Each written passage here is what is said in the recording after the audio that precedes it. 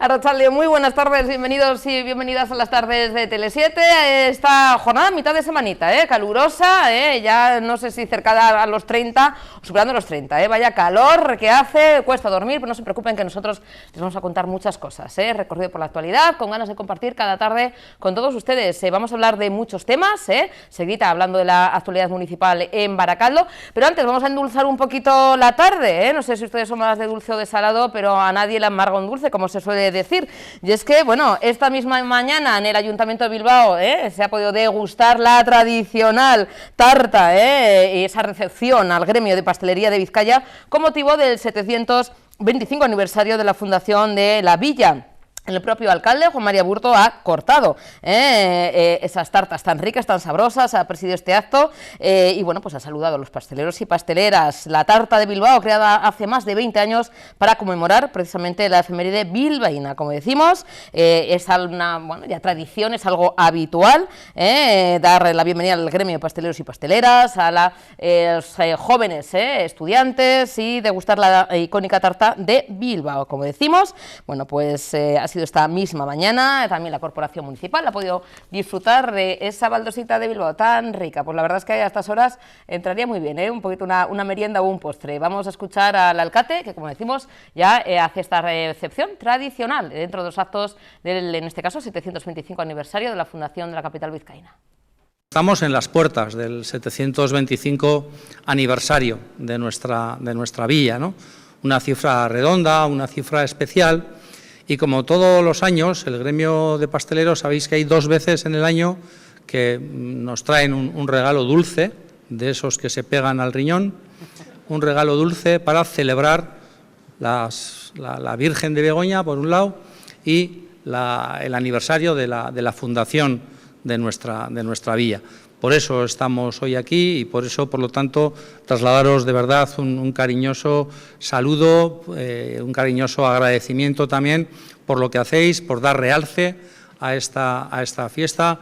Lo hicisteis también con la final de fútbol, que algunos creían que era la copa de verdad, la que trajisteis aquí, y era de chocolate.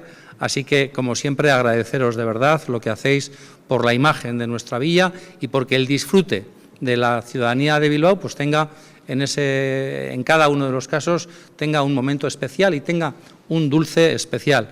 En este caso, como sabéis, además es nuestra tradicional baldosa, esa baldosa que pisamos todos los días, pues hoy nos la vamos a comer.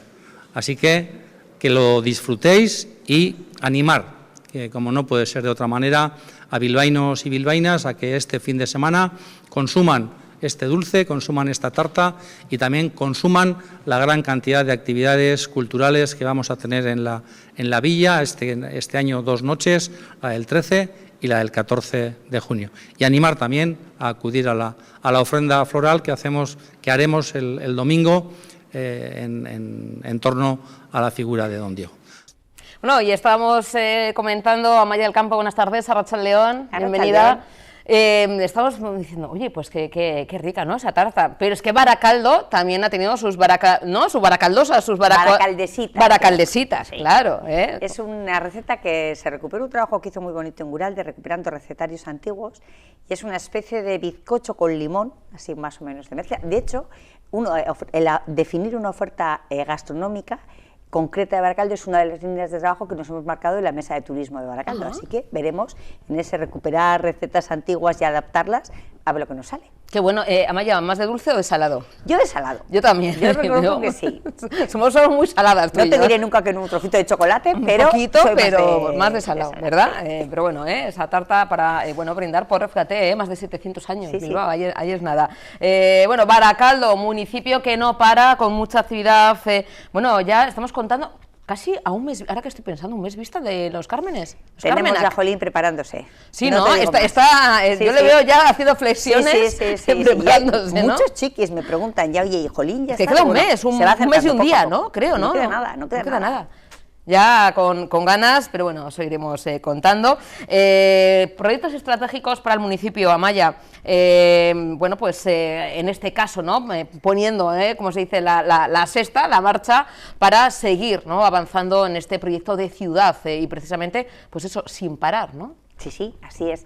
Esta tarde trataremos en el Pleno algo importante, que es una operación de préstamo por importe de 21,6 millones de euros, precisamente para los proyectos estratégicos de ciudad, y lo hacemos ahora porque estamos en el ecuador de la legislatura y, como decías, es el momento de apretar el acelerador y hacer que definitivamente Baracaldo se dispare para acabar esta segunda transformación que estamos ya social urbana que estamos viviendo y que muy prontito ya acabaremos para lanzar ya la tercera.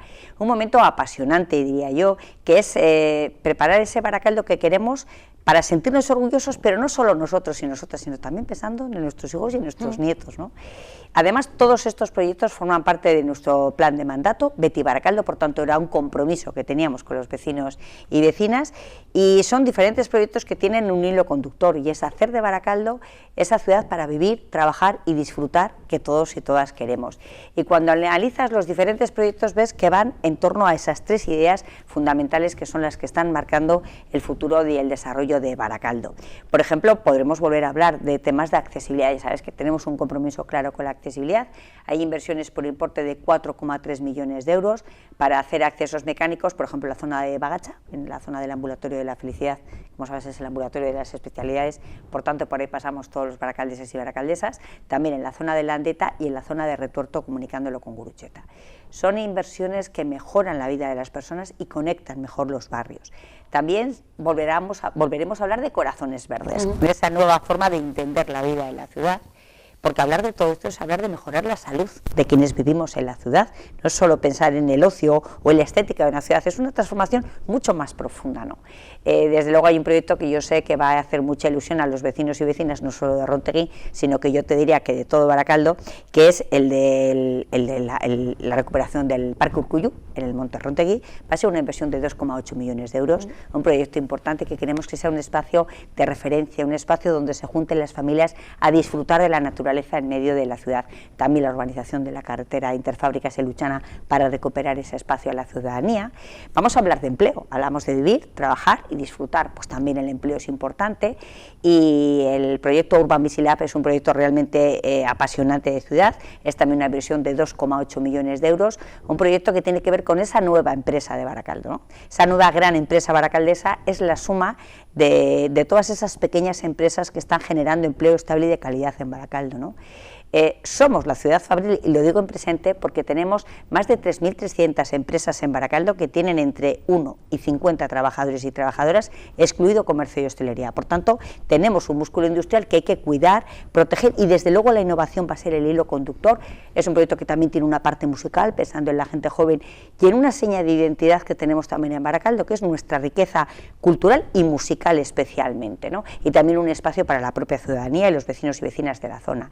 El deporte tiene también su reflejo en estos proyectos estratégicos de ciudad, con una inversión de 1 millón de euros para hacer unos nuevos locales para el Sporting en la zona de Luchana. Pensad que esos proyectos hacen que los clubes tengan espacio para trabajar, y Susana, están trabajando con las y los chiquis, es decir, es deporte salud, deporte es hacer barrio, son mucho más valores, va mucho más allá que el pensar que vamos un rato a hacer un deporte, es cambiar unos hábitos de vida y mejorar la salud de la gente, ¿no? Desde luego la Casa de las Mujeres, como alcaldesa feminista, te reconozco que me hace mucha ilusión, es una inversión de 1,4 millones de euros, un proyecto en el que llevamos mucho tiempo trabajando, porque empezamos cuando la Diputación Foral de Vizcaya nos cedió amablemente el local en la calle La Bondad, el antiguo local que había en Hacienda, ahí cerquita de San Eloy. Bueno, pues empezamos a trabajar con los grupos de mujeres pensando qué cosas queríamos que ocurrieran en la Casa de las Mujeres, eso también nos definía el espacio, pensando qué cosas necesitábamos, cómo queríamos que fuera el diseño interior, y como ya está esa parte hecha, pues ahora ya solo queda la inversión y acometer la obra. Y sin duda la puesta en marcha de la creación de una nueva comisaría en la zona de Landadeco, una inversión de 5,7 millones de euros para que nuestra policía tenga todos los medios que necesita y mejoremos también la seguridad y la sensación de seguridad en nuestras calles. Como ves, hay proyectos muy variados, todos ellos, como digo, recogidos en el plan de mandato Beti Baracaldo, y que tienen ese hilo conductor, hacer de Baracaldo la ciudad para vivir, para trabajar y disfrutar. Y eso es posible, Susana, porque tenemos unas cuentas saneadas que nos permite afrontar un préstamo, devolverlo con tranquilidad y seguir prestando los servicios de calidad que necesitan nuestros vecinos y vecinas, incluso ahorrar un poco para ir haciendo nuevas cosas imprevistas, vamos, como harían cualquiera de los que nos están oyendo en casa cuando van a comprar una casa, echar las cuentas, y que salgan las cuentas. Amaya, el contante total de la solicitud de préstamo... 2,6 millones. Perdona, te digo 21,6. 21,6, ¿no? En total, sí. ¿No? Para acometer todos estos proyectos estratégicos, como has ido contando, muy variados, y que nos va, bueno, pues como decimos, ¿no? A facilitar más la vida y vamos a poder disfrutar de, como decimos, de un municipio para todos y para todas. Habías hecho referencia, Amaya, barrio de Rontegui, ¿no? Que es uno de los barrios también, pues como se suele decir, ¿no? Con esa seña de identidad, ¿no? De barrio, todos los de tenemos, todos, en Baracaldo todos. Y Rontegui también se va a acometer, bueno, pues esa nueva salida hacia la autopista, que es algo que me imagino, otras actuaciones también importantes, ¿no? El tema de la comunicación. Pues es muy importante para los vecinos y vecinas de Rontegui, yo te diría que para toda la ciudad. Es verdad que era una demanda de los vecinos y vecinas, porque ahora cuando salen de casa para coger la autopista, pues te diría que casi tienen que dar la vuelta a Baracaldo, ¿no? Por eso digo que es importante para ellos y ellas, porque les va a hacer ahorrar mucho tiempo, sobre todo cuando vas por la mañana a trabajar, que vamos todos con el tiempo ya más justo, pero diría que para todo Baracaldo, porque es una mejora medioambiental de toda la ciudad, que los coches no están dando vueltas innecesarias para la ciudad, hace que la contaminación baje y por tanto nuestra salud, la de los baracaldeses y baracaldesas, mejore. Lo que se va a hacer es una salida que van a salir directamente por la calle Landaburu, se va a hacer un pequeño corte en uno de los jardines que hay en esta zona de rotonda que vemos en las imágenes, para que puedan salir, de modo que entraremos como hemos venido haciendo hasta ahora, pero la salida para la gente que viene de Rontegui será directa y desde luego es una mejora que nos habían pedido los vecinos y vecinas. Los técnicos han estado ahí dándole vueltas buscando la forma de resolverlo, con un control muy exhaustivo de las frecuencias de los semáforos para garantizar la seguridad en ese cruce, que es verdad que es un cruce complicado porque hay diferentes líneas de diferentes direcciones que confluyen en un único punto, pero han hecho un trabajo extraordinario nuestro personal municipal y han encontrado la solución que estaban pidiendo los vecinos y vecinas de Rontegui. Bueno, petición también de los vecinos y vecinas de aquí, de cerquita, donde estamos, en Luchana. Bueno, pues vamos a decir, ¿no? El cambio de ubicación de la marquesina de Andicoyana. ¿Qué supone esto para los vecinos? ¿Y por qué era algo tan demandado por los vecinos y vecinas? Pues tiene toda la lógica. Yo creo que escuchar a la gente del barrio cuando te pide algo es fundamental, porque nadie sabe mejor lo que ocurre en su barrio y cómo funcionan las cosas que quien vive en él, ¿no? Y había dos peticiones en la zona de Andicoyano. Una era mejorar la iluminación en la zona del paso de peatones, que no es ninguna tontería, estamos viendo ahí imágenes, claro, ahí vemos imágenes que estoy con Gorka Zubiarro, el concejal de Alcaldía de Barrios, es un día soleado, pero imaginémonos una tarde-noche que llueve y hay menos visibilidad. Mejorar la iluminación hace que el peatón sea más visible y por tanto el cruce más seguro. Y lo otro era subir un poquito la marquesina del autobús, acercándole a ese cruce que estamos viendo ahí. ¿Y por qué, Susana? Porque ahí está el ambulatorio del barrio. Entonces hay mucha gente que acude en el Cabús o en el Bizkaibus para ir al ambulatorio, y ese pequeño trocito que queda, pero si es una cuesta, puede ser muy incómodo y muy complicado para personas con movilidad reducida. Trasladar esa marquesina, como nos había pedido la Asociación del Barrio de Luchana, pues supone mejorar la comunicación. Esos pequeños cambios que a veces nos pueden parecer insignificantes, pero no nos damos cuenta de lo importante que es para las personas que tienen esa necesidad, ¿no? Esos pequeños cambios, pero que hacen mucho, que mejoran la vida de las personas, como también en otros barrios, también, como decimos, muy importantes, que todos son de Baracaldo, como son el barrio de Cruces de Gurutzeta, con la cubierta del frontón de la Sieve, también algo muy demandado, y en Berruco Bagatza, en el Kulturgune, ¿no? Donde también se va a actuar. Pues son inversiones que vamos poco a poco mejorando en los diferentes barrios. En concreto, el del frontón de la Sieve va a ser una inversión de 600.000 euros, una forma de poner en valor ese equipamiento para hacer deporte, pero no solo eso, es verdad que esos espacios cubiertos al final lo que hacen también es un espacio a disposición del barrio para organizar cualquier tipo de actividades que les apetezca hacer, ¿no? Y lo vemos aquí en Burcheña, que tenemos también un frontón cubierto, que por supuesto va esa gente jugando a la pelota a todas horas, pero también es un espacio que está a disposición del barrio para utilizarlo un día de lluvia o de mucho calor. Así que son, bueno, yo creo que son equipamientos importantes.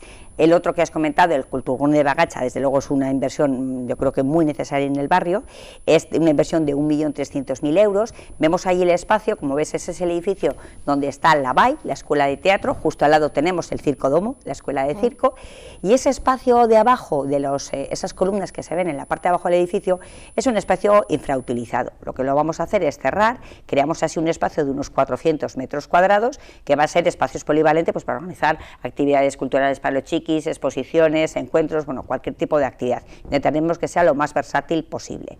Es verdad que estas mejoras en equipamientos culturales vamos poco a poco extendiendo en todos los barrios. En los últimos años hemos invertido en mejoras de equipamientos culturales 4,6 millones de euros y son espacios que luego dan muchísimo juego, ¿no? Mira, tenemos aquí cerquita también el Kulturgune de Luchana, que se hizo hace poco.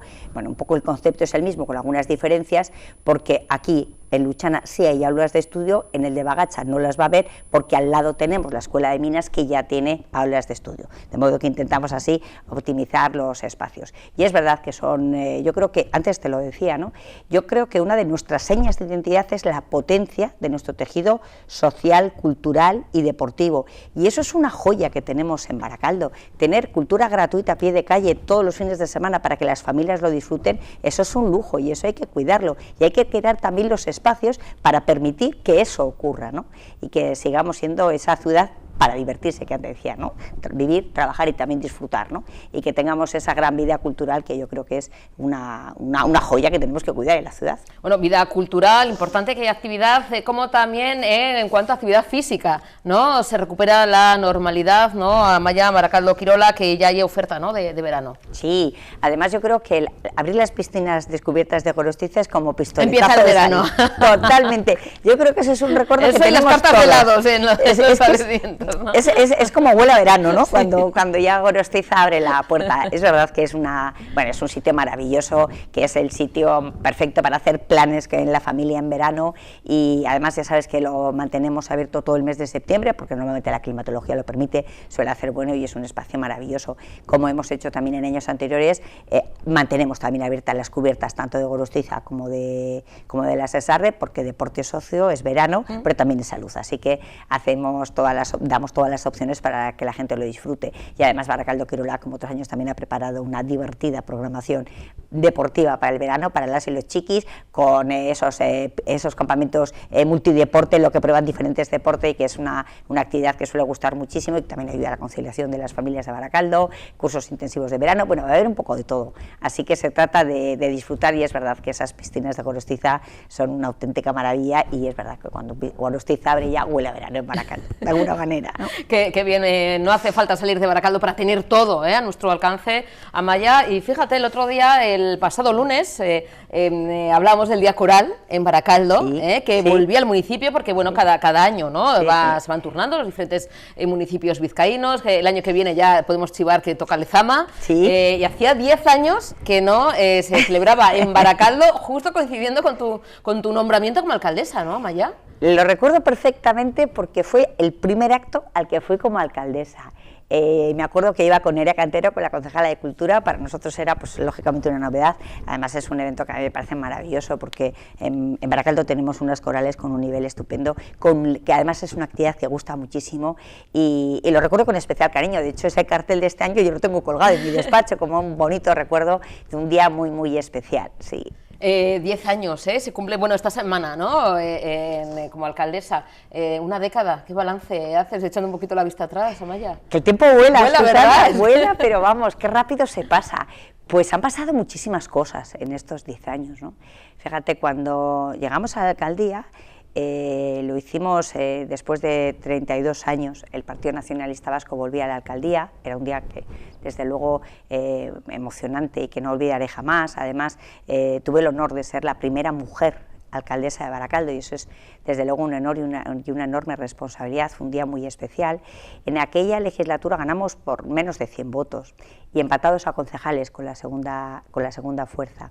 Las siguientes elecciones nosotros teníamos 11 concejales y la segunda fuerza tenía 8. Y en estas últimas nosotros mantuvimos 11 concejales y la segunda fuerza tiene 7. Eso significa que la ciudadanía está confiando en el proyecto que representamos, y eso para mí supone un agradecimiento inmenso porque creo que la confianza es un tesoro que los vecinos y vecinas te dan, pero también una enorme responsabilidad. Yo no puedo defraudar esa confianza, ¿no? Yo he prometido que me voy a dejar la piel por hacer realidad este proyecto y lo voy a hacer, ¿no?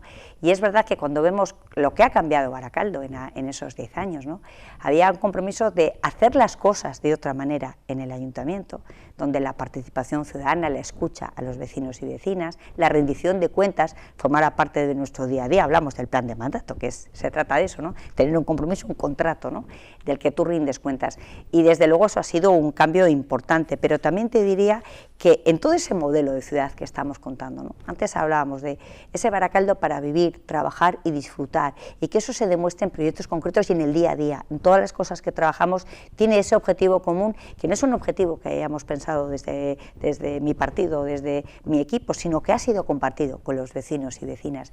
Y han cambiado muchas cosas, pues algunas las hemos comentado, ¿no? Hemos visto cómo los servicios han ido creciendo en los barrios de Baracaldo. Cuando llegamos el Cabús no llegaba a todos los barrios, hoy llega, pero no solo el Cabús, llega también Bizkaibici, un nuevo modelo de movilidad, donde vemos cómo los accesos mecánicos han ido creciendo en nuestros barrios, mejorando la vida de la gente. Incluso hemos hecho el primer plan de accesibilidad universal de Euskadi, un orgullo que seamos pioneros en algo así. Esos equipamientos culturales de los barrios que van mejorando, los columpios cubiertos y espacios cubiertos que antes mencionábamos, que van creciendo en nuestros barrios, dando posibilidad a los vecinos y vecinas de manifestar sus actividades en la calle, esas pistas multideporte que hablábamos, deporte, salud, bueno, pues hagamos deporte en la calle, pero también compartiendo, solidarizándonos. Bueno, yo creo que desde luego han pasado muchas cosas, algunas muy duras también, ¿no? Hemos vivido una pandemia, hemos vivido una crisis energética también terrible que puso también el mundo patas arriba. Nos han pasado muchas cosas, pero desde luego han sido 10 años apasionantes. Yo de verdad que, como te decía antes, creo que estamos además en un momento muy bonito de la vida de la ciudad. Estamos ahora apretando ese acelerador para culminar definitivamente esta segunda gran transformación, preparados para lanzar la tercera con muchísimas ganas y con esa misma fuerza, ilusión y compromiso que tuve el primer día en el que tomé posesión como alcaldesa, y el mismo compromiso de dejarme la piel cada día en hacer realidad esos proyectos que para mis vecinos y vecinas son importantes. Pues aquí lo contaremos siempre, Amaia. Es que ricasco, nos vemos dentro de poquito, y como decimos, ya con la vista puesta también en los Carmenac, que ahí daremos buena cuenta. No empiezan las fiestas hasta que me coloques el pañuelo. Eso es una tradición que hemos instaurado y no fallaremos. Amaya, siempre es que ricasco y que se dé bien el pleno de esta tarde. Con el calor que hace, paciencia. Es que ricasco. Gracias, Amaya. Seguimos con más actualidad. El Gobierno vasco ha presentado esta misma mañana el Plan de Industria Euskadi 2030, una hoja de ruta para sentar las bases para la creación de puestos de trabajo de alta calidad para futuras generaciones. Por supuesto, ha estado presente el lehendakari Manuel Pradales, que afirma que tenemos que seguir desarrollando una industria fuerte y competitiva, condición indispensable para crecer como país y crecer en bienestar. El plan plantea 20 proyectos transformadores y el Ejecutivo vasco invertirá 3.900 millones de euros hasta el año 2028 para transformar el tejido industrial de Euskadi. El futuro de Euskadi, nuestro futuro, pasa sin lugar a duda por la industria, mejor industria y menos emisiones, y por más y mejor Europa también. Más industria y más Europa. Por eso, lo primero que hemos hecho es alinear el plan vasco con el Clean Industrial Deal de la Comisión Europea, que dice lo siguiente, y les leo. Nuestras industrias, en particular las que enfrentan altos precios de la energía y una feroz competencia mundial, enfrentan desafíos existenciales. Corremos el riesgo de ser superados por otras grandes potencias en términos de crecimiento de productividad, y esto requiere acción urgente. Y además pone el foco en dos desafíos que compartimos plenamente. Primero, que las industrias de alto consumo de energía, que requieren apoyo urgente para descarbonizarse, electrificarse y hacer frente a los altos costos, la competencia global es desleal y las regulaciones complejas solo perjudican la competitividad, y por lo tanto a esto hay que darle una respuesta europea. Y por otro, que en el sector de las tecnologías limpias, que está precisamente en el corazón de la competitividad futura, es necesario hacer una apuesta en la transformación industrial en ese sentido. Euskadi comparte estos dos grandes elementos y creo que tenemos que aprovechar el tren que está pasando. Europa, quiero pensar que está despertando, que está planteando apuestas de calado, fiel al modelo y a sus valores, sin ninguna duda, pero que ha llegado la hora de tomar decisiones valientes para que en este mundo tan convulso, en Europa, recuperemos el peso perdido, aseguremos la autonomía estratégica europea y además lo hagamos sobre dos palancas: competitividad y seguridad integral.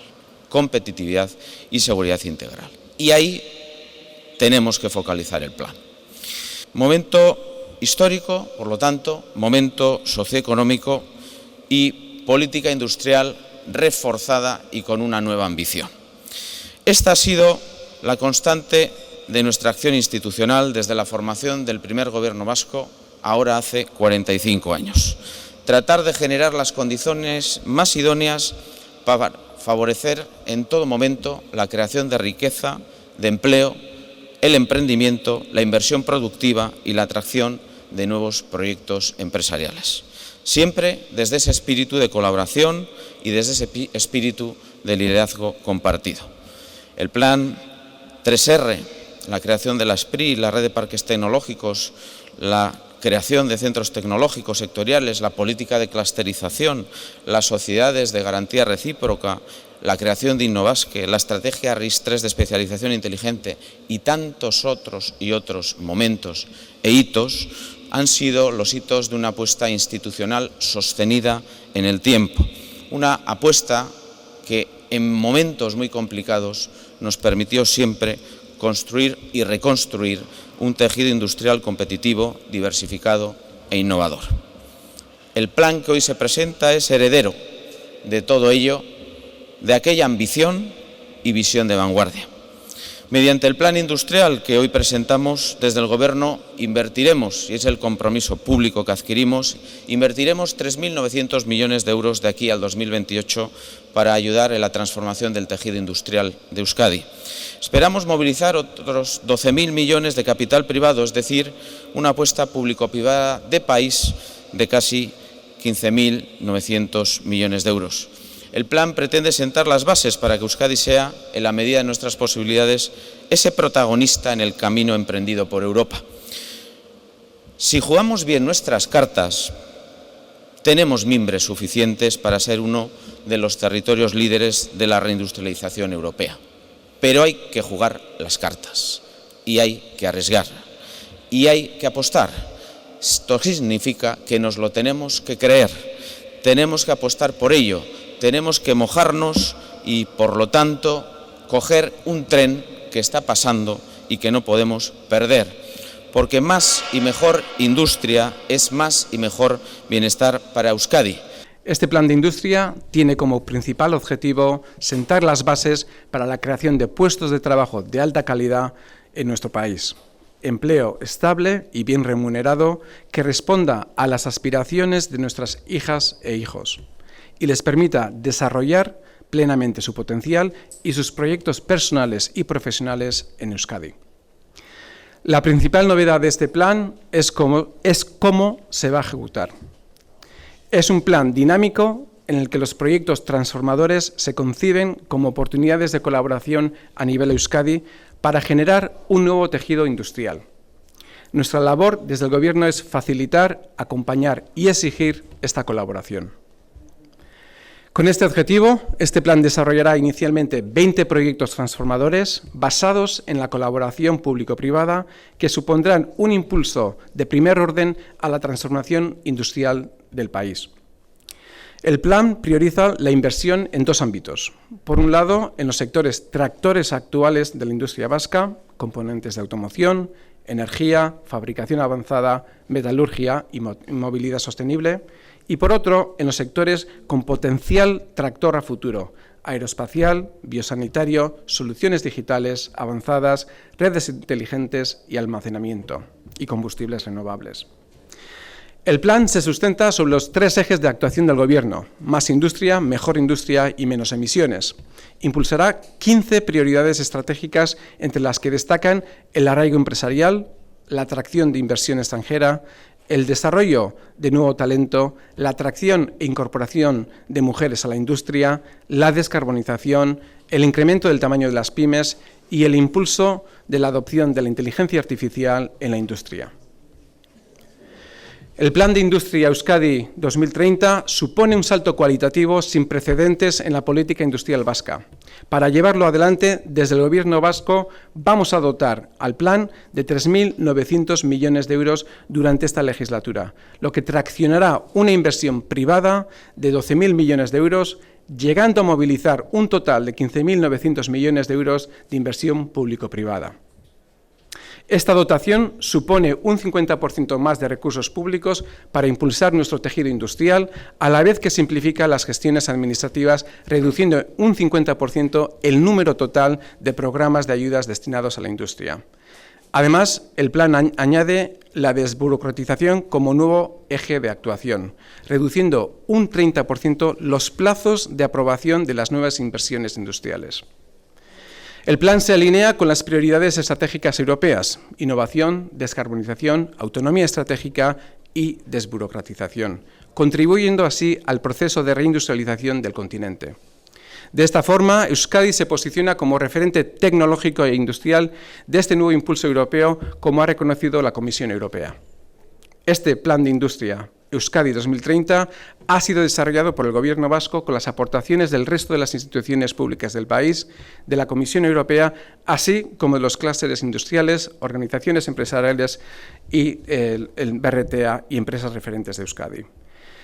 A partir de este momento se desarrollará un proceso de socialización con diversos agentes sociales, económicos e empresariales del país para enriquecer el plan con sus aportaciones y para la creación de proyectos transformadores.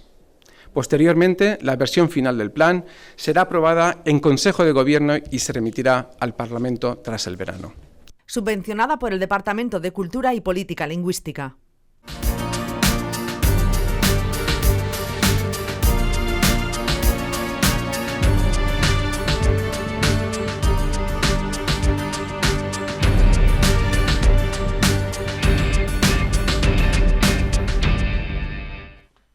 Bueno, hoy es el Día Internacional del Juego y desde Cibersaincha nos recuerdan la importancia de la desconexión y el juego libre, y vamos a compartir con todos ustedes una serie de consejos, un decálogo de recomendaciones para los gamers, aprovechando tal día como hoy. Es importante seguir estos consejos para, bueno, pues como decimos, poder disfrutar, ¿no?, de ese juego libre, poder disfrutar. Por ejemplo, uno de los consejos: mantén el software siempre actualizado, tanto el dispositivo que utilizas, nuestro móvil o videoconsola, como el propio juego, las apps y demás. Importante, utilizar también un antivirus. Sí, también en el móvil pensamos que el antivirus es solamente para los ordenadores, sobre todo quizá los ordenadores, incluso el trabajo. No, pues además de mantener nuestro software actualizado, también utilizar antivirus también en nuestro teléfono. Yo también esto es algo que desconocía, pensaba que son los ordenadores, en los PCs, en los ordenadores, pues no, también en nuestro móvil.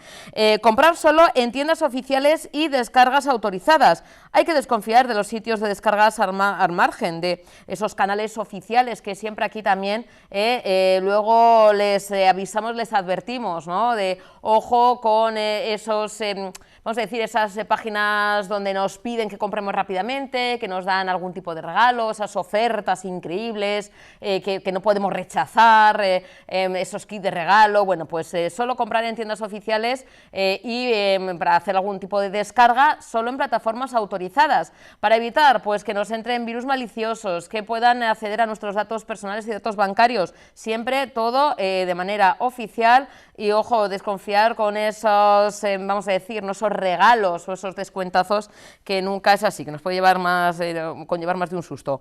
Utilizar un correo electrónico diferente. A ver, podemos crear una cuenta de correo electrónico específica para usarla, por ejemplo, con los videojuegos. Tener una, pues vamos a decir, ¿no?, quizá para el tema trabajo, el correo personal, y otra específica solo para usarla con los videojuegos. Así protegemos parte de nuestra información personal, ya que si jugamos, ¿no?, en línea, en red, pues ese correo electrónico pues solamente lo tienen quizá, bueno, pues ese entorno, y no tiene también el otro correo y protegemos nuestra información personal. Usar un password diferente y también cambiar esa contraseña de vez en cuando. Por ejemplo, en el tema de los videojuegos, en esos, vamos a decir, ¿no? Nos piden una contraseña, pues hombre, poner juego 1, 2, 3, 4, pues no es una contraseña de que hagamos muy segura, para nada. Es más, está un bebé, juego 1, 2, 3, 4, pues no es una contraseña segura, con lo cual utilizar passwords diferentes y un poquito más protegidos, y cambiar de vez en cuando. Siempre que podamos usar doble verificación. Es mejor esperar bueno, esos 15 segundos extras para empezar ya a jugar y a disfrutar, ¿no?, del ocio y evitar el disgusto de un robo de cuenta o de nuestros datos personales.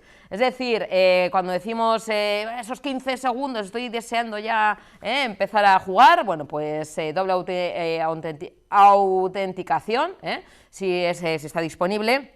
Y así, bueno, pues con esos segunditos que esperamos, bueno, pues no, es más difícil que accedan a nuestra cuenta y a nuestros datos personales. Revisar la URL, si estamos jugando a través de una página web, un site, revisar que sea HTTPS. Como decimos, la URL es donde nos da esa información extra de que todo lo oficial con seguridad es, bueno, pues en la barra, ¿no?, la URL, la dirección, que sea HTTPS, de seguridad, sobre todo si jugamos también, bueno, pues a través de site y demás. Cuidado con los enlaces que nos llegan, evitar pinchar en esos enlaces, especialmente si nos envían a través de chat, desconfiar, eso lo hemos comentado antes, de los chollos, los regalos alucinantes, también incluso cuando estamos jugando nos puede saltar, ¿no?, algún tipo de promoción, de chollo, de regalos maravillosos. Bueno, pues no pinchar ningún enlace, desconfiar de todo eso que nos regalan y de esos muchas veces sorteos a los que no nos hemos apuntado y de repente nos toca el premio. Si tenemos que realizar un pago, utilizar alternativas seguras, porque como decimos, a través también del juego, pero en el tema de las compras, bueno, pues emplear, es una buena idea emplear una tarjeta virtual u otro servicio que nos permita introducir, bueno, pues esta tarjeta, vamos a decir, virtual o una exprofeso para este tipo de compras o para, bueno, pues el tema de videojuegos y demás, y no nuestra tarjeta de crédito habitual donde tenemos quizá los ahorros o los chines para evitar que nos roben todo el dinero que tenemos en el banco. Evitar las redes wifi públicas, conectarnos únicamente a través de redes privadas de confianza y evitar las redes públicas o desconocidas. Bueno, a ver, sí, es una tentación muy grande, ¿no? Como decimos, una wifi pública y demás, pues bueno, pues eso también puede hacer que sí, nosotros nos podemos conectar, pero también otras personas, los malos, los ciberdelincuentes, que nos puedan robar algún tipo de contraseña, datos personales y demás. Como decimos, son estos consejos hoy en el Día Internacional del Juego, ya vemos, activar antivirus, y es que los gamers deben priorizar la ciberseguridad para proteger su información personal y sus cuentas de juegos. Utilizar, como decíamos, contraseñas fuertes y únicas, habilitar la autenticación en 2 pasos y no compartir datos sensibles con otros jugadores son algunas de las prácticas esenciales que nos recomiendan desde Cibersaincha, porque es muy divertido jugar con la cuadrilla online, eso, bueno, por supuesto, pero también conlleva unos riesgos que deben conocer tanto las propias personas gamers como también sus padres, los aitas y amas, los progenitores. Como decimos, según el último informe de la Asociación Estatal de Videojuegos, en el año pasado, bueno, pues la industria de los videojuegos pues continúa creciendo, un número total de personas que juegan los videojuegos y las últimas cifras alcanzan los más de 22 millones de gamers. La industria de los videojuegos está en alza. Por grupos de edad, el 84% de la población de entre 6 y 10 años juega a videojuegos, y este porcentaje crece hasta un 91% entre los 11 y los 14 años. Es evidente que el número de personas conectadas a través del juego aumenta y lo hace cada vez a edades más tempranas. Además, su lado social y su carácter lúdico pueden hacer bajar la guardia a quienes disfrutan de estos juegos, lo que hace que entrañe algunos riesgos frente a los que, como decimos, pues que tenemos y debemos aplicar medidas de seguridad. Por tanto, desde Cibersaincha pues he preparado este decálogo muy interesante que se le hemos mostrado, son estas pildoritas con diferentes vídeos y bueno, pues son unos consejos que, bueno, pues son sencillitos, que no cuesta nada seguir y que nos puede, como decimos, resolver más de un problema, evitar sustos y seguir disfrutando de los videojuegos, de los amigos y, como decimos, poder navegar y poder jugar siempre con seguridad. Pues ya lo ven, importante, claro que sí. Seguimos con más noticias. En este caso vamos con noticias, alguna noticia fake, bueno, pues algún bulo que circula por redes sociales y que también, bueno, pues están a la orden del día. Cuidado con esta imagen de unos ladrillos que supuestamente son usados como armas para las manifestaciones. Ya saben que Los Ángeles es un auténtico polvorín. El presidente Donald Trump, bueno, pues hoy mismo, ¿no?, reunía o enviaba 5.000 soldados, ¿no?, a Los Ángeles por, bueno, pues estas manifestaciones, saqueos y demás, ¿no?, en contra de la política migratoria del presidente Trump. Bueno, pues como decimos, esta imagen de ladrillos que supuestamente están siendo usados como armas arrojadizas por parte de los manifestantes de Los Ángeles, bueno, realmente aparece en un catálogo de una tienda en Malasia. La foto, que se comparte como si fuera de las protestas contra las redadas migratorias, corresponde realmente a un catálogo de una tienda de materiales de Malasia, con lo cual esto de que bueno, no sabemos si se utilizará o no, pero esta imagen está llevando a error, es un bulo, porque el mensaje que pone que, bueno, pues se está utilizando para las manifestaciones y demás, bueno, pues es una desinformación que se está repitiendo, incluso no solamente ahora, sino en otras ocasiones, algo recurrente, y como decimos, bueno, pues se trata de una foto sacada de un catálogo de construcción de Malasia, como decimos, o sea, que nada que ver con los disturbios o las manifestaciones de Los Ángeles. Bueno, más contenido desinformador y en este caso de nuevo atacando al colectivo migrante. ¿Qué sabemos sobre la nacionalidad de las personas implicadas en bueno, las últimas violaciones grupales en el Estado? Contenidos dicen que, así, entre comillas, marroquíes son el colectivo más implicado en este tipo de actos delictivos en grupo en el Estado. Los contenidos se basan en una investigación, dicen que fueron, bueno, pues que son los marroquíes los que más implicados están en, como decimos, en violaciones grupales en el Estado. Bueno, pues como decimos, estos contenidos que están difundiendo, pues bueno, pues también dicen, además seguido de personas rumanas, de personas de Ecuador, bueno, pues son totalmente falsos, porque hay investigaciones en las que, bueno, pues no es la mayor parte para nada de personas extranjeras ni menos marroquíes, sino que, bueno, pues en este caso una investigación, unos datos, ¿no?, publicados el año pasado por el Ministerio del Interior sobre violencia sexual ejercida en grupo en el Estado, bueno, pues afirman que los españoles son la nacionalidad más implicada en este tipo de delitos, representando el 32% de los casos, mientras que las personas marroquíes son el colectivo extranjero, bueno, pues de un 9% en estos actos, seguida por personas rumanas, pero el 32% españolas, 9,5% personas marroquíes, personas rumanas 7%, ecuatorianas un 4%. Con lo cual, esto de ir contra el colectivo marroquí, estamos hablando de un 9,5%, cuando el 32% es de origen español.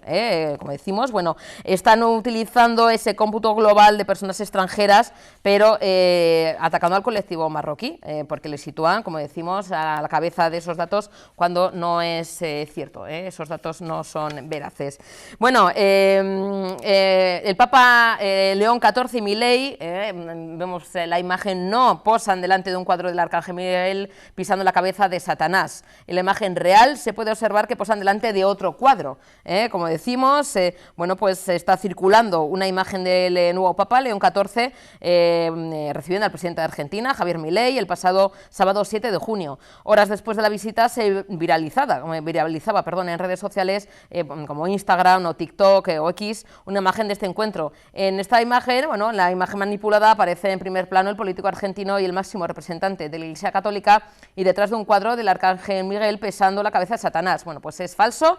El presidente de Argentina y el Papa León XIV no han posado delante de esa pintura, sino que se trata de una foto editada. En la imagen real se puede ver que es otro cuadro. Y bueno, noticia también de hoy, ¿no? Saltaba hoy la noticia. Saben, uno de esos medicamentos, ¿no? Para, bueno, en principio era para reducir el azúcar en sangre de las personas diabéticas, el Ozempic, pero que luego se ha popularizado, lo utilizan sobre todo muchas también, ¿no? Personas conocidas y demás, para el tema de bajada de peso. Bueno, pues Ozempic están advirtiendo de algún tipo de riesgo, como por ejemplo en un tanto por ciento muy pequeño el tema de pérdida de visión. Como decimos, bueno, pues los vídeos compartidos sobre este medicamento son muchísimos y en ocasiones las personas lo recomiendan o hablan de su experiencia para perder peso y no son voces autorizadas. Cuidado con esos vídeos. Aunque no solo preocupa el contenido generado, en este caso sobre Ozempic, el peligro es que cada vez más son los usuarios que se informan a través de redes sociales sobre cuestiones relacionadas con salud o nutrición. Es decir, que no tienen ningún problema de diabetes, usan este medicamento para perder peso, pero sin supervisión médica. Como decimos, se está demostrando que en el caso de la salud y los medicamentos ha surgido, ¿no?, esta moda, ¿no?, de acudir, ¿no?, a redes sociales y creerse, pues eso, de fuentes poco fiables, como quizá, ¿no?, pues creadores de contenido, Instagram y demás, que recomiendan este medicamento para perder peso de manera rápida, ¿no? Como decimos, hay que ponerse en manos de especialistas porque incluso está teniendo algún problema en un tanto por ciento de la población, muy pequeño, pero algún problema con tema de pérdida de visión y demás, todo bajo supervisión médica y no hacer caso de esos contenidos en redes sociales donde nos venden este medicamento como si fuera la panacea, sobre todo ahora que se acerca el verano y queremos perder unos kilos, pues no, la medicación y encima tomada así a la ligera, sin una supervisión médica, pues no es para nada una buena idea.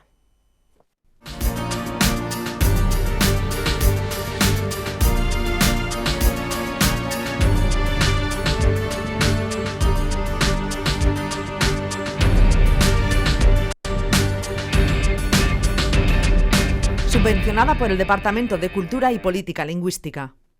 Bueno, hoy ha habido pleno de control, sesión de control al Gobierno central, ha habido varios temas, varias lanzadas de acusaciones, pero nos hemos quedado con una de las intervenciones, la de Óscar Matute, diputado de Euskal Herria Bildu, porque ha preguntado a la ministra de Vivienda, Isabel Rodríguez, sobre cuándo estarán disponibles para su aplicación los índices de precios en las zonas tensionadas. Son 11 municipios vascos, ha mencionado alguno y uno, pues, donde estamos aquí, Barakaldo. 26 de mayo del 2003, si no me falla la memoria, hace ya 2 años y 15 días que se aprobó o que entró en vigor la Ley de Vivienda. 2 años y 15 días que entró en vigor una ley que entre sus diferentes medidas proclamaba la posibilidad de declarar zonas tensionadas con la fijación de un índice de referencia de precios para limitar los precios del alquiler. Una iniciativa que necesitaba del concurso y la participación de diferentes instituciones, ayuntamientos, diputaciones forales allá donde las hay, comunidades autónomas y gobierno. Bien, diferentes ayuntamientos de la Comunidad Autónoma Vasca, de Araba, Vizcaya y Guipúzcoa, ya han hecho sus deberes, ya han completado todos los trámites pertinentes para ser declarados zonas tensionadas. Y sin embargo, por desgracia, ven que su realidad no ha cambiado en nada en lo que tiene que ver con la fijación de topes a los precios de alquiler.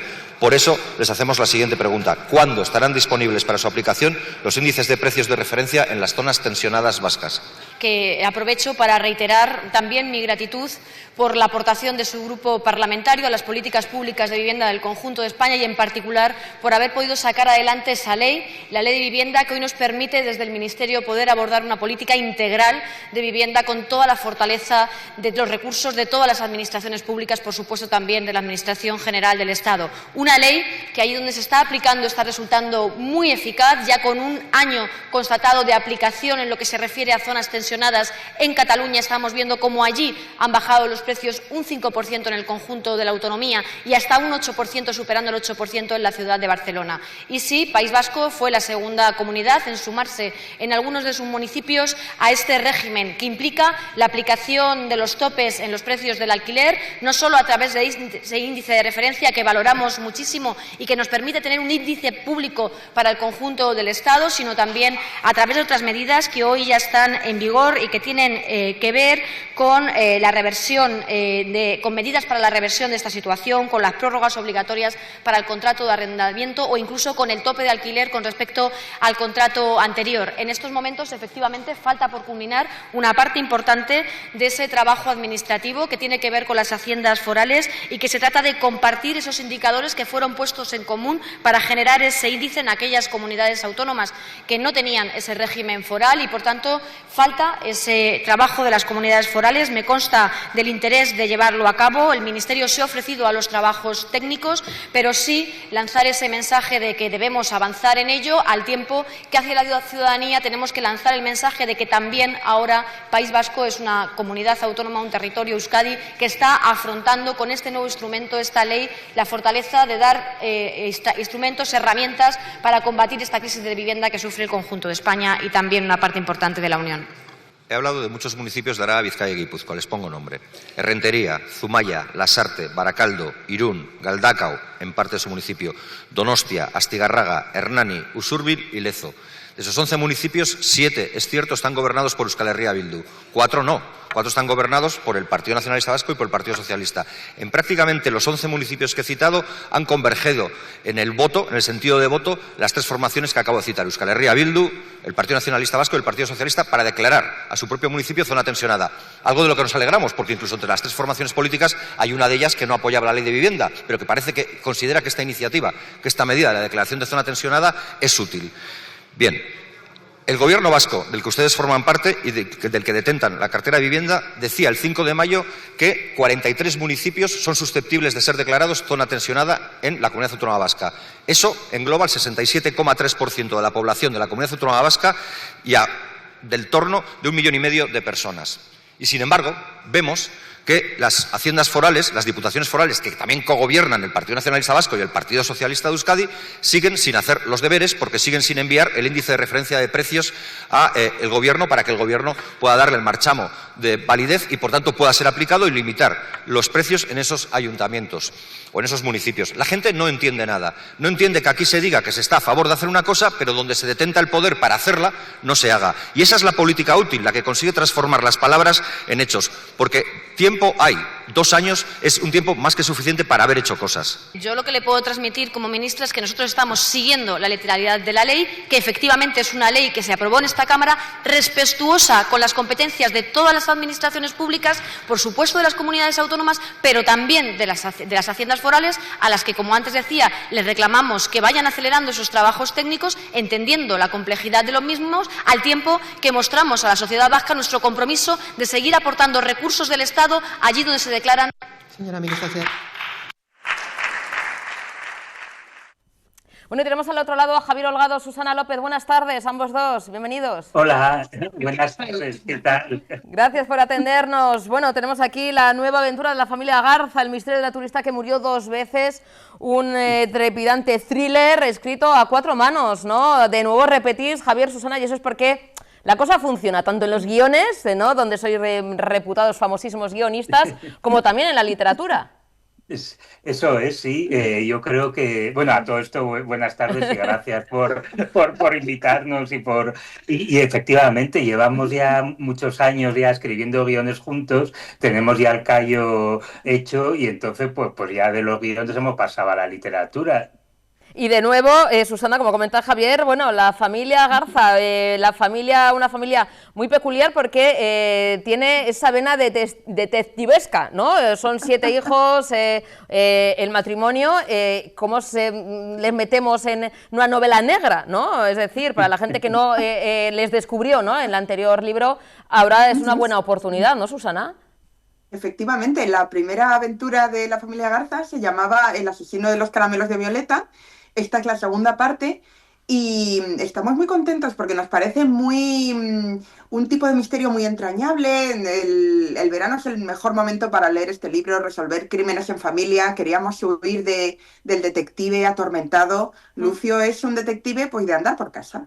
Nunca mejor dicho, ¿eh? Con una familia, Susana, Javier, que también vemos como del anterior libro también cambia, también evoluciona, es decir, no solamente con este nuevo caso, que ahora comentaremos, ¿no? de la joven que aparece fallecida, Mariluz, que ahora comentaremos también, que nos recuerda, ¿no? Muy mucho, porque es un homenaje, ¿no? a la conocida cantante Marisol, pero la familia también vemos como hay esa evolución, ese cambio, ¿no? Claro, lo que hemos intentado es que todos, pues esta familia, los hijos, Teresa, la mujer, Félix, el policía que les ayuda, por sus tramas personales que van evolucionando. Entonces, en el libro pasado los presentábamos y en este, pues seguimos contando sus historias y vamos viendo cómo evolucionan en una especie, como decíamos en el libro anterior, es como si Agatha Christie se encontrara con la gran familia. Entonces, eso es, sí. Exacto. Qué bueno, qué bueno. Y ese homenaje desde el cariño y el respeto a Marisol, ¿no? Como es bueno, pues en este caso, un homenaje a Marisol, pero también a toda la cultura y a un país de los años 60, ya esos veranos, ¿no? De esa televisión en blanco y negro, de esos veranos interminables, ¿no? Cuando los chiquis tenían bueno, ahora también, pero bueno, tantas vacaciones, es decir, ¿no? En los chiringuitos de la época, es decir, ese homenaje a Marisol, pues un homenaje también a toda una época. Eso es, queríamos hablar también de los veranos, de los balones de Nivea, lo que has dicho, fenomenal, las toallas del detergente Lena. Un lector lo definió como la novela como un verano azul noir. Ajá. Y es exactamente eso. ¿Y cuál es el secreto, Javier, para, claro, estamos hablando de novela negra, estamos hablando de intriga, de suspense, desde las primeras páginas estamos ya ahí sin aliento, pero luego también hay emoción y hay humor, es decir, ¿cómo conseguís que todo esto, este Maravilloso Cóctel, funcione? Porque es una novela negra, sí, de intriga, de suspense, pero como comentaba Susana, no es ese detective atormentado, tan oscuro, sino que tiene también esos toques de humor, ¿no? ¿Cómo se llega a ese equilibrio? Pues la verdad que a nosotros nos gusta mucho mezclar los géneros y creemos que con este humor, esta especie de costumbrismo, los hacemos mucho más cercanos. O sea, nos gusta pensar que la familia Garza, que tiene 7 hijos, además cada uno con personalidades muy definidas, pues nos gustaría que el lector, mientras lee el libro, lo sienta tan cercano, precisamente gracias a ese humor, a ese costumbrismo, a verlos pintados tan humanos, que él mismo se sienta como el octavo hijo de los Garza o el octavo hermano. Entonces, en las series también los hacemos, en los guiones nos gusta pues, que nuestros personajes, pues, o por el humor o por la ternura, sean cercanos, y lo hemos trasladado a los libros también. Claro, también se nota, Javier, Susana, ¿no? Vuestro trabajo, ¿no? De la trayectoria como guionistas, porque es una novela que también es como si fuera como una serie, ¿no? O sea, tiene cada secuencia, es muy visual, atrapa, es decir, eso también lo tenéis un poco más fácil, ya que con los guiones, ¿no? Tenéis el camino casi hecho y en este caso se refleja mucho en vuestra manera de escribir, me refiero. Exacto, lo tenemos ya tan interiorizado que nos sale solo.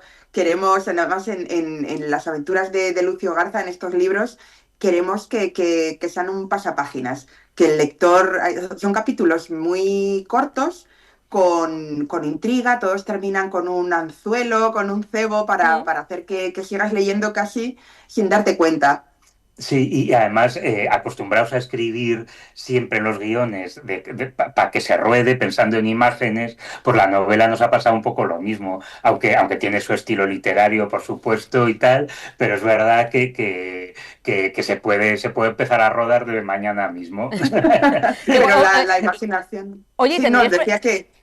Perdón. ¿Y tendréis pensado los no sé, actores, actrices? No sé, ¿nos viene algún nombre a la cabeza, Javier, Susana?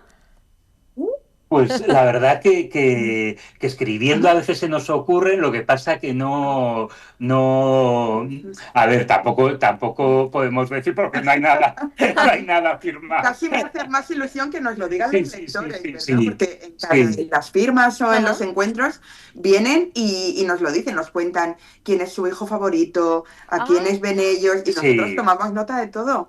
Sí, por ejemplo, más que actores, es verdad que, por ejemplo, escribiendo a Lucio, se nos viene a la cabeza una especie de Don Quijote, por lo menos de los rasgos, pues así con ojos, mirada muy acuosa, espigado, tal. Pero actores, es verdad que tenemos varios en la cabeza, que no hay nada, ni hay proyecto todavía, esperemos que lo haya, pero no hemos concretado todavía ninguno. Bueno, paso a paso, por eso, ahora disfrutando del libro que acaba... Por eso. Acaba de en el salir. momento que haya te diremos la primera, Eso es, yo creo la exclusiva, Javier, toca ya la exclusiva de los actores protas, aquí lo contaremos en Tele7. Bueno, además de intriga, de suspense, de emoción, de, como decimos, ese retrato, ¿no? de toda una época, hay otros temas también que tratan la novela, ¿no? Como por ejemplo, como también el silencio institucional es otro tipo de violencia, ¿no? O sea, hay temas también que se tratan, ¿no? en el libro. justo, también nos interesa mucho el feminismo, por ejemplo, la falta de libertad. Es una época que nos viene perfecta para hablar de esto. Claro, el tardofranquismo, que se mezclaban, digamos, la circunstancia de estar en una dictadura con el futuro que estaba ya un poco pues llamando a la puerta y era inevitable. Entonces hay un conflicto ahí de los dos mundos que chocan, bueno, sin contar con secretos familiares, bueno, que es muy buena época para que la gente joven que también se asome al libro se asombre de lo que hemos cambiado, afortunadamente. Exactamente. Javier, Susana, pues ya tenemos lectura maravillosa para esta temporada estival. Nos vamos a acordar mucho de vosotros en este veranito. Pasan los años de esa época. Pero a mí me sigue encantando, bueno, ya no hay balones de Nivea, pero el olor a crema solar, eso también marca mucho el verano, ¿eh? Así que, sí. Susana, Javier, un besito enorme, gracias y enhorabuena por el libro, nos volvemos a ver pronto. Gracias a vosotros, un beso muy fuerte. Continuamos en las tardes de Tele7 y hoy es el Día Mundial del Cáncer de Próstata y desde el Departamento de Salud del Gobierno vasco y Osakidetza recuerdan la importancia de la prevención y la detección precoz y precisamente este mes de junio se va a poner en marcha un estudio para valorar la implementación de un cribado poblacional. En la actualidad Osakidetza cuenta con 3 programas activos de detección precoz de cáncer, que es el cáncer de mama, colorectal y de cérvix, que son fundamentales para lograr una mayor supervivencia y calidad de vida. El cáncer de próstata es el cáncer de mayor incidencia en la población masculina. Este mes, Osakidetza ha invitado a 10.000 hombres de entre 50 y 70 años para participar en un estudio en el que se analiza su nivel de antígeno prostático específico. Una vez recogidas las conclusiones, Osakidetza valorará la posibilidad de implantar un nuevo cribado poblacional, el de próstata, que se sumaría a los 3 ya existentes. Hoy es el día, quería aprovechar, porque es el Día Mundial del Cáncer de Próstata. Y quiero también aprovechar para decir que durante este mes de junio vamos a poner en marcha un programa de cribado, un programa piloto de cribado de cáncer de próstata, en el que se van a citar a 10.000 hombres entre 50 y 70 años, una prueba cribado que nos va a permitir valorar si ese cribado se extiende al resto de la población, como hacemos con otros cribados, como es el de cervix, el de mama o el de... perdón, se me ha ido. Colon, perdón, que se me había ido. Es fundamental, como en todo tipo de cánceres, el diagnóstico precoz es fundamental, especialmente en el cáncer de próstata también, porque es un cáncer que va evolucionando, va apareciendo con la edad, progresivamente aumenta el porcentaje, entre 50 y 70 años es donde se va a hacer el cribado, porque hay un tipo de pacientes en los que aparece más pronto y esos a veces el diagnóstico es tardío. Eso implica no solamente que el pronóstico vital sea peor, sino que también los tratamientos son más agresivos, ¿no? Por eso es importante detectar si existe un cribado que nos aporte valor. Lo que vamos a hacer ahora es una prueba piloto para valorar si ese cribado aporta valor suficiente como para extenderlo a toda la población. En los cribados, el otro día tuve ocasión de tenerlo en el Parlamento, tanto el cáncer de mama como el cáncer de cervix, como el cáncer de colon, ha disminuido la mortalidad y ha aumentado la supervivencia con unos tratamientos menos agresivos en todos los casos, en torno a prácticamente un 20% en cada uno de ellos. El vicelehendakari, consejero de Economía, Trabajo y Empleo, Miquel Torres, llama a reafirmar el compromiso con las políticas de inclusión y a buscar un renovado consenso social y político para reducir las desigualdades, la falta de oportunidades, la pobreza y la exclusión. Lo ha hecho en la inauguración de la 5ª edición de la Jornada de Inclusión en Euskadi, celebrada esta misma mañana en el Palacio Miramar de Donostia, y ha mostrado su preocupación por una pequeña parte de la población vasca que no disfruta de un bienestar creciente y permanece en peores condiciones de vida. Una sociedad justa y democrática no puede, dice, progresar si una parte de la ciudadanía vive en la exclusión. Por ello, considera imprescindible analizar las causas, articular posibles soluciones y mantener esta cuestión en la agenda política. Un proyecto de sociedad cohesionada e inclusiva debe vertebrarse sobre un fuerte liderazgo público, sobre el reconocimiento de derechos de ciudadanía y sobre medidas que garanticen el acceso efectivo y equitativo de todas las personas a esos derechos, ha afirmado. Una respuesta que yo creo que indica que las políticas de inclusión son muy importantes en Euskadi, que nos preocupan, pero sobre todo que nos ocupan, especialmente a nuestro departamento. Y es verdad, no nos cansamos de repetir que la economía en Euskadi no solo debe de ser una economía basada en el crecimiento y en la prosperidad, que es importante, sino también tiene que ser una economía que trabaje para la reducción de las desigualdades, una economía que redistribuya la riqueza, que fomente la cohesión social, que fomente la igualdad, que fomente la justicia social y especialmente que se traduzca en más bienestar para todos los ciudadanos. Y nada de ello será posible si la economía no se utiliza también para conseguir un mercado laboral más justo, con más derechos, que logre introducir un empleo de calidad para todos y para todas, en definitiva, un empleo con derechos y un empleo decente. Podemos tener y tenemos buenas cifras macroeconómicas en Euskadi, de crecimiento y también de empleo. Pero si los ciudadanos y las ciudadanas vascas no las sienten en su bienestar diario, en su capacidad de gasto, en su capacidad de ahorro, no servirá para mucho. Y es cierto que es una satisfacción el poder comprobar, y ustedes bien lo saben, cómo la pobreza y el riesgo de exclusión se reducen año tras año en Euskadi. Así lo constata el último informe sobre la pobreza en España que elabora la Red Europea de Lucha contra la Pobreza y la Exclusión Social. Pero a pesar de esta situación, de la cual nos tenemos que felicitar en relación con otras comunidades, nada más lejos que caer en la autocomplacencia, porque sería un gran error, ya que detrás de esos números hay personas, demasiadas, que viven en Euskadi en situación de pobreza y o exclusión social, o bien en riesgo de poder caer en ellas. Para esta quinta edición de las Jornadas de Inclusión hemos elegido el tema de los retos de la inclusión en una sociedad compleja. Y la palabra complejidad refleja en qué condiciones estamos trabajando hoy en día por la inclusión social de toda la población. Las personas destinatarias de todas las políticas que realizamos desde el Departamento y en las que ustedes también trabajan a diario es mucho mejor que las que se realizaban hace 20, 40 o 60 años, faltaría más. Y cualquier persona que trabajase por lo que ahora llamamos la inclusión social hace esos años afirmaría sin duda que hemos mejorado bastante, que hemos mejorado mucho. Pero precisamente es el desarrollo social, el desarrollo económico y la evolución de nuestra propia sociedad la que nos está desafiando constantemente a las personas responsables y a las agentes y los agentes que trabajáis diariamente en estas políticas de inclusión. Vemos multiplicarse y diversificarse los factores de inclusión y los riesgos de exclusión. Cambios demográficos y sociales, la amenaza climática, la vulnerabilidad de los sistemas digitalizados, la diversidad o bien la individualización de las trayectorias vitales. Y todo ello nos genera incertidumbre y sobre todo nos genera inestabilidad. Y además, bien saben ustedes que hoy en día hay un caldo de cultivo, además de crecientes oleadas reaccionarias en algunos lugares que están socavando los pilares de la democracia política y de la protección social. Y además que están quebrantando el apoyo mayoritario que hace décadas tenían las políticas inclusivas en Europa, en España y, cuidado, también en Euskadi. Y todo ello es especialmente relevante y aquí tenemos que hacer una llamada a reafirmar nuestro compromiso con las políticas de inclusión. Buscar un renovado consenso social y político para reducirlas y, sobre todo, para intentar que no se pongan delante de nosotros la falta de oportunidades, la pobreza y la exclusión. Y es imprescindible también analizar las causas, para lo cual seguro que todos ustedes nos van a ayudar. Articular posibles soluciones, que también estoy convencido que aquí van a darse muchas de ellas. Y, sobre todo, mantener esta cuestión siempre en la agenda política y con un fuerte liderazgo político. Por eso, en los últimos años, desde el Departamento de Economía, de Trabajo y Empleo, nos hemos dotado de leyes que reconocen y amplían esos derechos. Este es el compromiso político que hemos impulsado.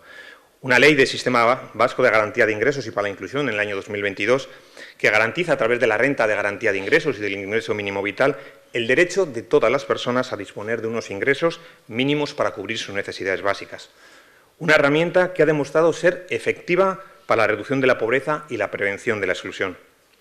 Pero además también esta ley no hay que olvidar que reconoce el derecho de todas las personas a recibir el acompañamiento y los apoyos necesarios para su inserción e inclusión laboral y social. O la Ley de Empleo que aprobamos en el año 2023, la Ley de Empleo Vasca, que reconoce el derecho subjetivo de las políticas activas de empleo. Y gracias a ello todas las personas en Euskadi tienen derecho a tener una persona profesional orientadora de referencia, un diagnóstico personal sobre la empleabilidad y un plan de empleo ajustado a su situación y a sus necesidades particulares. Este es el marco de las políticas de garantía de ingresos, de inclusión y de empleo que trabajamos desde el Departamento de Economía, de Trabajo y de Empleo. Y además, para que todo esto pueda materializarse y desplegarse y llegar al máximo de número de personas posibles, Lanbide también ha volcado todos sus esfuerzos para acometer un complejo proceso de transformación para ser más eficaces y llegar de una forma mucho más rápida y en mejores condiciones a esas personas que nos necesitan.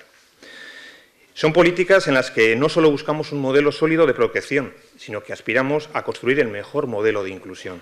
Es decir, ser capaces de ofrecer oportunidades para que todas las personas tengan opciones de mejorar sus condiciones de vida y acceder a un empleo digno, acompañando a las personas en el desarrollo de sus proyectos de vida, con itinerarios individualizados y planes personalizados que respondan a las diferentes situaciones en las que se encuentran en relación con el empleo. Aquí no vale el café para todos. Hay mucha diversidad, hay muchos problemas individualizados. Hay personas que solo necesitan un apoyo puntual para encontrar trabajo, otras que requieren un proceso más intenso, ya que están más alejadas del mercado laboral, porque no tienen formación o la tienen muy limitada, que llevan mucho tiempo en desempleo o también quizás porque tienen otros condicionantes personales y sociales que influyen en sus posibilidades de acceder al empleo. Y es cierto que todas las personas necesitan para su bienestar tener unos ingresos mínimos para subsistir, eso es indudable, pero no es suficiente. También necesitamos educación, oportunidades de acceso al empleo, a la vivienda, salud, recursos para vivir de forma autónoma, vínculos familiares y sociales, es decir, todos los aspectos que se relacionan entre sí en nuestras vidas y que nos permiten sentirnos integrados en la sociedad o en la comunidad. Y también requiere, como no, la colaboración y actuación coordinada entre los distintos sectores, el público, el privado y el tercer sector, y entre los distintos niveles institucionales de actuación, entre el Gobierno vasco, las diputaciones y los ayuntamientos. En definitiva, un trabajo en red entre todos y entre todas.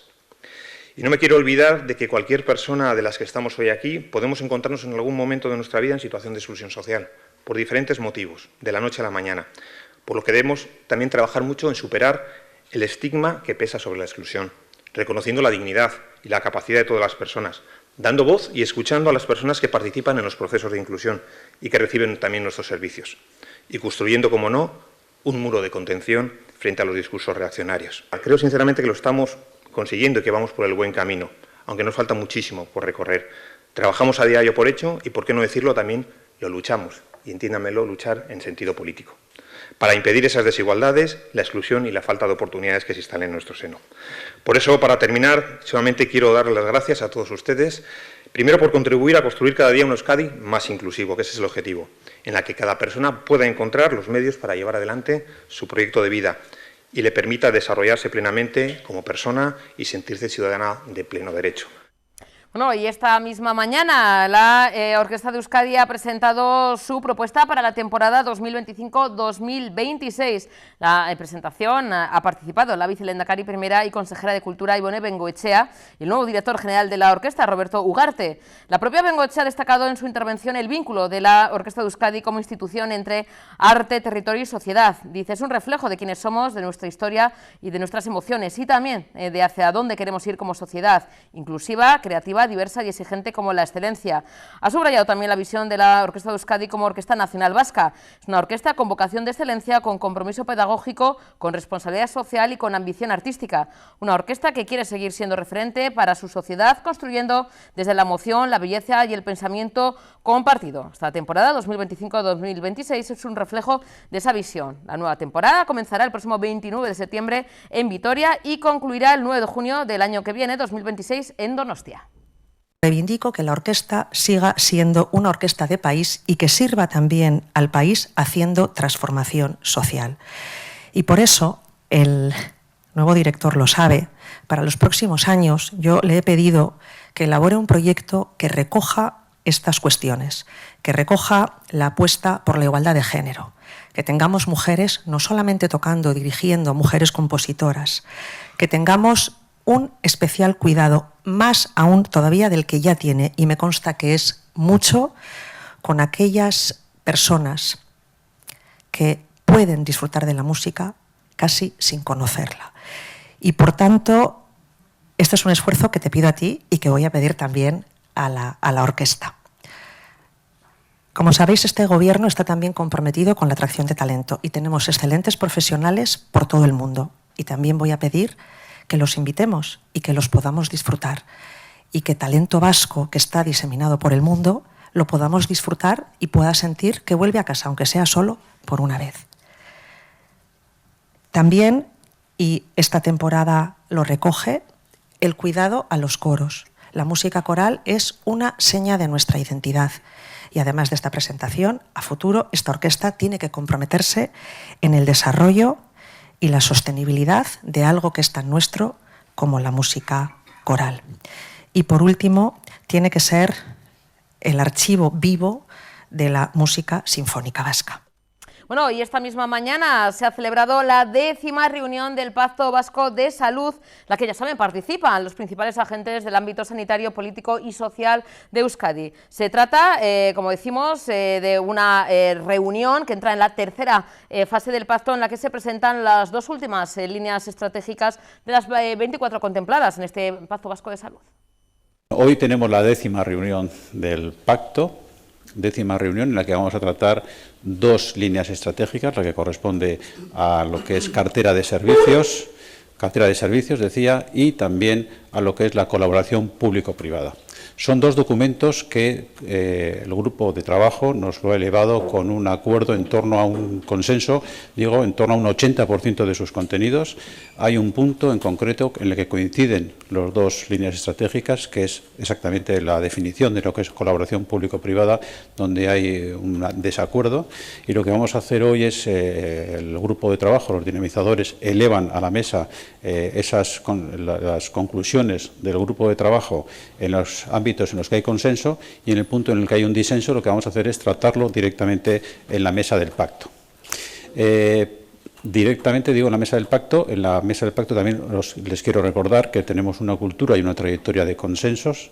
Hemos llegado a pactar prácticamente el diagnóstico, hemos acordado también los principios y valores, hemos acordado, estamos en ello, 22 líneas de trabajo en las que hay prácticamente 150 objetivos, más de 300 propuestas, más de 200 indicadores. Hemos dicho antes y muchas veces que hay 400 profesionales. Estamos en una línea de trabajo con un acuerdo y unos acuerdos con una enmienda que hay pendiente todavía de resolver, pero en una situación inédita en cuanto a los acuerdos que se puedan presentar dentro de lo que es el sistema vasco de salud. Por eso creemos que es en la mesa del pacto donde podemos resolver y llegar a un acuerdo y llegar a un consenso sobre el tema que ahora nos ocupa. Lo que toca entonces hoy es esperar que nos informan los dinamizadores con respecto a esos 2 grupos que faltan. Oiremos a los intervinientes, a los participantes en la mesa del pacto, en la mesa general, y en el caso de que no hubiera acuerdo, nuestra acción sería propositiva, hacer una propuesta integradora que sobre exactamente el concepto público-privado, que recogiera básicamente nuestra idea, que es fortalecer un sistema público de salud, que el paciente esté en el centro, mejorar siempre los resultados en salud de los pacientes y siempre hacerlo con equidad. Tenemos un acuerdo en estas 2 líneas que es en torno a un 80% y tenemos tiempo para llegar a un acuerdo en el 100%. Bueno, y el Departamento de Cultura de la Diputación Foral de Guipúzcoa apoya la primera publicación que recoge de forma gráfica las Arguisayolak y otros elementos funerarios de la cultura vasca. El libro pone el foco especialmente en la Arguisayola, una pieza única en la que se entrelazan la madera y la cera y que antiguamente era empleada por las mujeres de la casa para llevar el fuego del hogar a la sepultura familiar en la iglesia. Estas piezas eran utilizadas durante fechas señaladas para mantener viva la luz destinada a los difuntos en su tránsito hacia la otra vida. Se trata de una práctica ancestral que revela no solo la religiosidad popular, sino también una cosmovisión en la que el fuego, la genealogía y la transmisión pues de generación en generación desempeñaba un papel central. Como decimos, se trata de una publicación que se ha presentado por parte de la Diputación Foral de Guipúzcoa, Arguisayola, escrita por Joseba Urritebazkaya y Fernando Ualde. Este último explica un poquito los detalles de esta publicación, como decimos, la primera que recoge de forma gráfica, algo tan arraigado, ¿no?, en nuestra cultura, la cultura vasca. Con sus palabras nos despedimos. Mañana volveremos con más temas y más sorpresas y más ganas de compartir cada tarde con todos ustedes. Vidarte, agur. Es un nuevo libro, en este caso un nuevo trabajo sobre etnografía, y dentro de ese trabajo hemos querido ahondar en algo especialmente nuestro, en algo que realmente nos importa, nos afecta, y si hurgamos un poco en nuestras raíces, en nuestra cultura, en nuestra identidad, pues allí siempre durante siglos nos va a acompañar este tipo de piezas y este tipo de forma de religiosidad popular en torno a nuestros difuntos. En base a eso era algo que nos preocupaba y hemos querido que además nos ocupe, además de preocupar, ocupar. Y fruto de ello, pues es este libro que hoy va a ver la luz y que vamos a presentar este viernes en la localidad de Alzo, un poco enmarcado en ese milenario de la provincia de Guipúzcoa, milenario en lo que es la primera referencia documental de Guipúzcoa. Y bueno, pues lo que quedan en estas páginas es un trabajo amplio, un trabajo descriptivo de todo lo que es la historia de las arguisayolas, por extensión también todo lo que es el ajuar que se ponía antiguamente sobre las sepulturas en el suelo de las iglesias. Y no solamente va a ser historia, sino que por vez primera hemos podido agrupar, es como una especie de museo en papel, hemos podido agrupar pues más de 600 piezas, lo cual es de agradecer a todos los museos y colecciones, fondos y colecciones que se han implicado en todo ello, desde Gordailu como grupo y como entidad promotora de este trabajo, hasta el Museo de San Telmo, el de Bilbao, el de Bayona, el de Lourdes, el de Julio Caro Baroja en Estella, Navarra, y alguna colección como la de Victoriano Larrañaga en Vergara o la del Saballao en Isaba.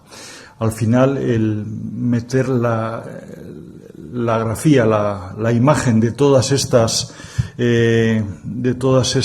piezas en un libro ya de por sí es un lujo que vamos a poder tener todos al alcance.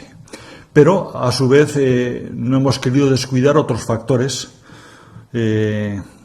Ya de por sí el poder contemplar todo eso es importante, pero le hemos dado otra dimensión en su aspecto inmaterial a lo que es el simbolismo que hay detrás de una arguisayola, lo que representa cada una de ellas, que lo vemos como esa pieza de madera, pero no nos damos cuenta que detrás de esa pieza de madera hay generaciones y generaciones y generaciones de manos femeninas que la han estado llevando con cariño desde su casa hasta la iglesia. Ese simple hecho nos conecta directamente con lo que antiguamente fue el derecho pirenaico, el concepto de casa, la importancia que tenía.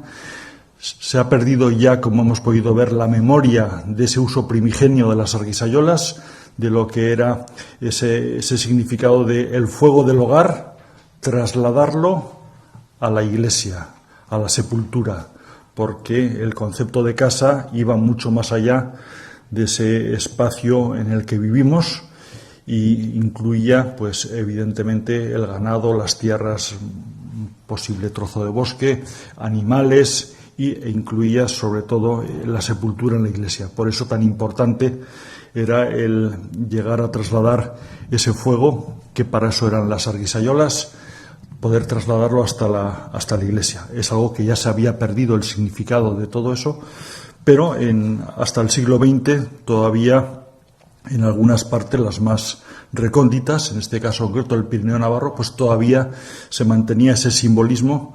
No valía eso de encender en la iglesia la arguisayola, sino que había que llevar el fuego, y el fuego de la casa además. Y todo esto pues lo hemos complementado en estas páginas también con otra dimensión más, que es la dimensión manual, la manualidad que hay detrás de una arguisayola. Sabemos que hay un oficio que es el que talla la arguisayola, el que hace esos dibujos simbólicos, el que se ocupa de preparar la madera, de hacerle las patas según la tipología que tenga cada una de estas piezas. Y en este caso pues nos hemos acercado pues a recoger los testimonios de dos personas, en este caso pues Jesús Vallejo en Amézqueta y José Alonso también en Amézqueta. Se da la circunstancia, además, de que si el libro de por sí ya es oportuno, tanto más cuando no llega a 10 días que José Alonso falleció, con lo cual es un testimonio pues especialmente válido. Además de esa manualidad en el trabajo de la madera, nos hemos acercado al complemento de eso, que es el oficio de cerero.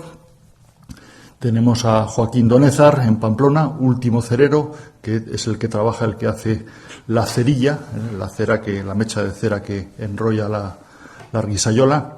Y bueno, pues al final es el conjunto de todo ello lo que hemos abarcado en este libro, y como digo, por extensión, yéndonos al ajuar que acompaña a la arguisayola. Eso incluye a los hacheros, a los paños y a las fuesas. Son los 4 elementos que hemos querido dar presencia en este libro, y que lo hemos hecho pues con profundo agradecimiento hacia todas las personas que nos han ayudado y sobre todo con el sentimiento nuestro de que estábamos haciendo lo que teníamos que hacer y que estábamos interviniendo de manera urgente, porque es una parte de memoria que se nos va a pasos agigantados, se nos va muy deprisa.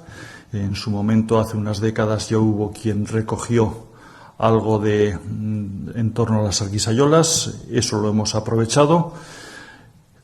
Hay que tener en cuenta que detrás al final del libro, y como parte, yo diría, especialmente valiosa, hemos añadido un glosario, una especie de diccionario, con lo cual le hemos añadido a esta parcela del conocimiento una parte muy importante, que es el patrimonio lingüístico que encierra el mundo de las Arguisayolas. Puede parecer algo aparentemente sin importancia, pero hay que tener en cuenta que en cada zona de nuestra tierra le dábamos nombres diferentes a la propia Arguisayola, a las partes de la Arguisayola, al banco donde se guardaban las hachas, al hachero, a la fuesa, a la propia sepultura. Hay una riqueza lingüística impresionante y lo que hemos hecho ha sido, vamos a decir, con santa paciencia, ya que estábamos hablando de un tema que afecta de lleno a la religiosidad popular, lo que hemos hecho ha sido recoger testimonios de diferentes personas.